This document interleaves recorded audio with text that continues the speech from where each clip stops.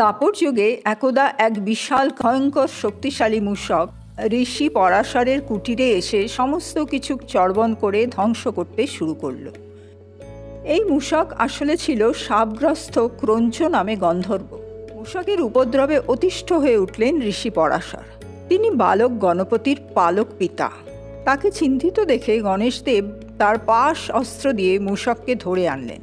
ভীত হয়ে মূষক ক্ষমা ভিক্ষা করল গণেশদেবের কাছে। অল্পেতেই তুষ্ট গণপতি বললেন, তুমি ভয় ত্যাগ করো, আর কি বর চাও বলো।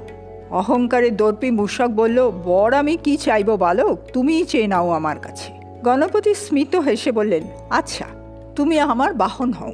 গণপতি চড়ে বসলেন তার পিঠে। তার ওজনে মূষক পিষ্ট হয়ে গেল মাটির সাথে এবং ব্যথায় চিৎকার করতে লাগলো। কোথায় গেল মূষকের শক্তি ও তেজের দর্প। এবার মূষক সর্বান্তকরণে ক্ষমা ভিক্ষা করল। তাই তখন থেকে ভগবান গণেশের বাহন মূষক।